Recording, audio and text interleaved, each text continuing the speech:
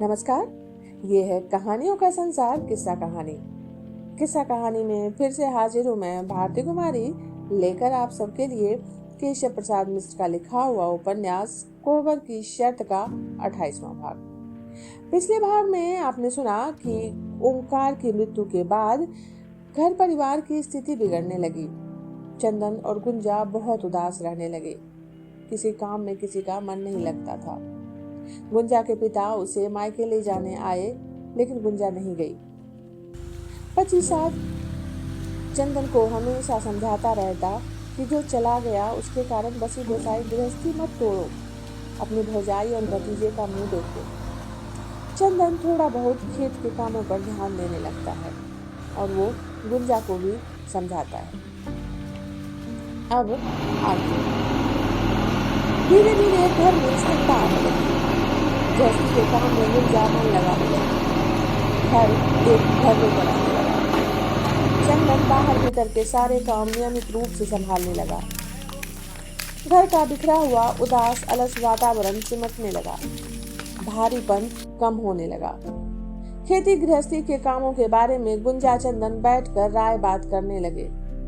जिंदगी चल निकली। छपरी काटने वाली गड़ासी की धार मुढ़ा गई थी। सवेरे ही चंदन ने गड़ासी पचीसा को दे दी थी कि रामपुर के लोहार से जाकर पिटवा लाएगा। गड़ासी पिटवाना, गड़ासी मतलब एक हथियार होता है जो लकड़ी या घास काटने के काम आता है और उसकी धार ब्लंट हो जाता है, वो भोथरा बना जाता है उसमें। तो पिटवाना मतलब धार तेज करवाने के लिए लोहार के पास जाना पड़ता है। दोपहर को खेत से हरियरी का बोझ लेकर लौटा तो गड़ासी अपनी जगह पर ना मिली। अगल बगल सभी लोग अपने अपने द्वार पर छपरी काट रहे थे। मांगता भी तो किससे? हार कर पचीसा के घर की ओर बढ़ा। बहुत दिनों बाद पश्चिम की बारी में पैर रखा था। मन में अजीब तरह की उत्सुकता भरी हुई थी। बाला को देखे हुए बहुत दिन हो गए थे। अब ना जाने बीमारी के बाद उसका चेहरा कैसा हो गया हो। पचीसा की एक मड़ई के द्वार पर सांचा चढ़ा हुआ था। दूसरी भीतर कोई छपरी काट रहा था। आगे के नाद और फाटक के बीच चिकनी जमीन पर खड़े होकर चंदन ने आवाज लगाई, ए पचीसा! लेकिन कोई उत्तर ना आया। भीतर छपरी काटने का क्रम जारी रहा। अंदर से खच खच की आवाज आती रही। चंदन ने फिर 2-3 बार आवाज लगाई, लेकिन कोई उत्तर नहीं आया। अब की बार कुछ सोचकर जोर से पुकारा, ए पचीसा! भीतर छपरी काटने का खच खच का स्वर रुक गया और आवाज आई, कौन है? चंदन ने जो सोचा था वही हुआ। थमे स्वर में धीरे से बोला, मैं हूं चंदन। काम क्या है? बाबू घर में नहीं है। ये बाला की आवाज थी जो घर के भीतर से बोल रही थी। चंदन रुककर कुछ सोचने लगा। भीतर भी बाहर से कुछ सुनने की ही प्रतीक्षा थी। चंदन ने धीरे से पूछा, क्या बाहर नहीं निकलोगी? इतना ही बहुत था। बाला की बीमारी के बाद उसे पहली बार चंदन देख रहा था। हाथ पैर झाड़ झपटी काटना छोड़कर बाला बाहर निकली। उसे देखकर चंदन एकदम सहम गया। ये कौन है? वो सुंदर सी बाला कहाँ गई? हाथ पैर और मुंह पर चेचक के बड़े बड़े दाग, उस गोल गोरे चेहरे की बड़ी बड़ी 2 आंखों में से एक। बाला ने मुंह फेर लिया।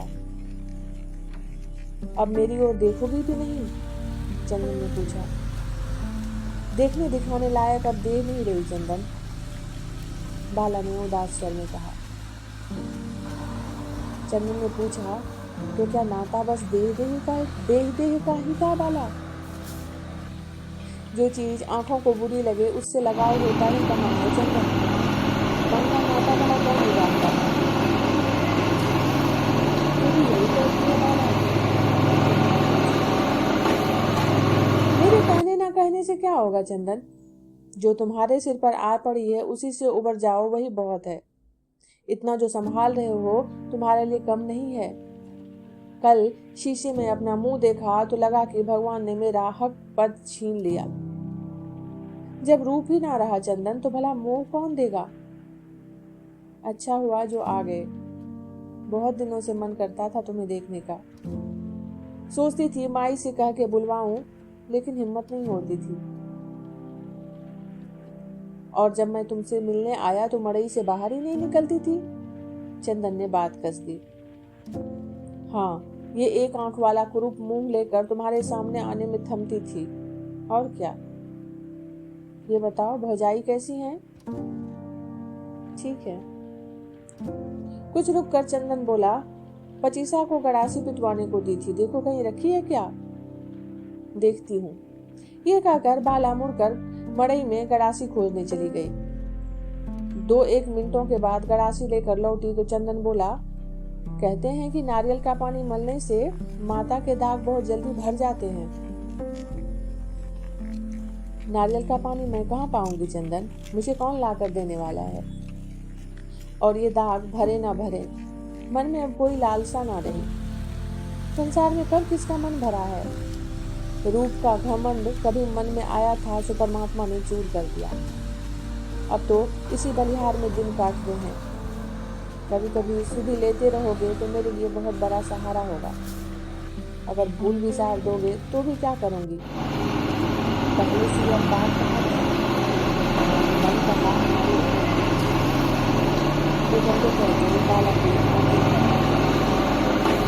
चंदन चुपचाप बाला की ओर देखता रहा।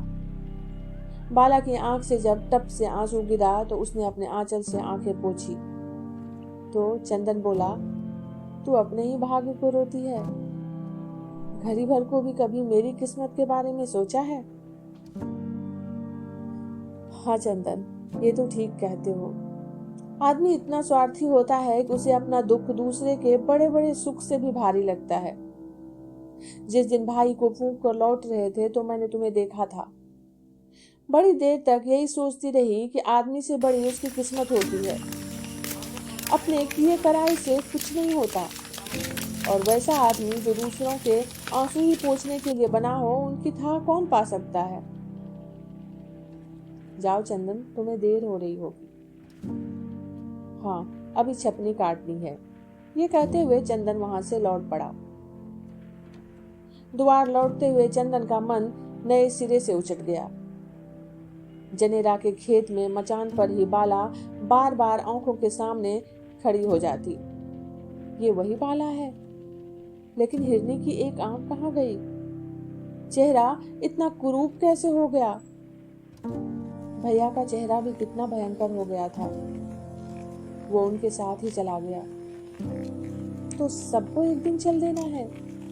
यहाँ का कुछ भी टिकना नहीं है, ना ये रूप, ना ये देह, ना संसार की कोई भी चीज। तो भला ये माया मोह किस लिए? भौजी चली गई, भैया चले गए, एक दिन मैं भी चला जाऊंगा। गुंजा चली जाएगी, बाला चली जाएगी, एक एक करके सब चले जाएंगे, सब चले जाएंगे। तो ये सब खेल है, तमाशा है। पेड़ों के नीचे से द्वार की ओर बढ़ते हुए चंदन के अगल बगल से कोई गर्म तैयार हुआ।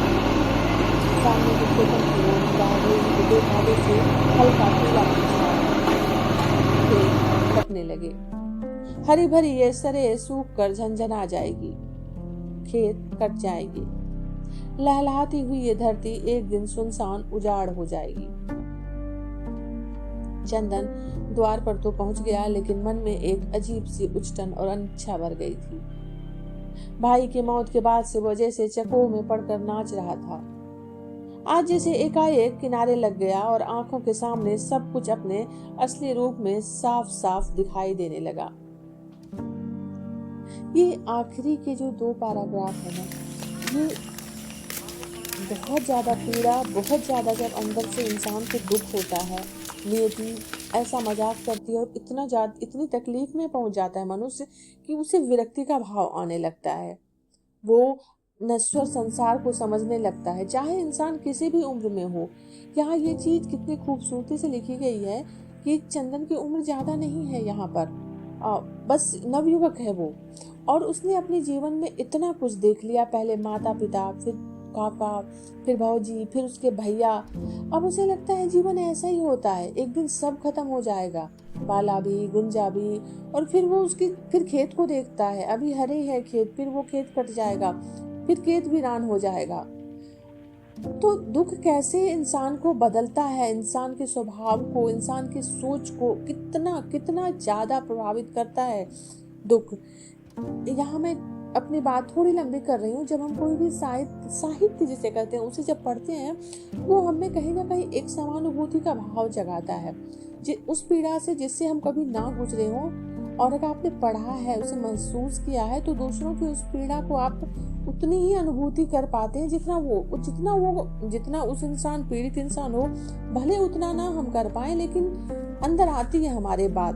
जैसे अभी चंदन की मनोस्थिति को देख के कोई भी इंसान अभी अंदाजा लगा सकता है, जो अभी नवयुवक है और उसने अपने जीवन के सारे नजदीकियों को खो दिया है, उसकी मनोस्थिति कैसी हो सकती है ना।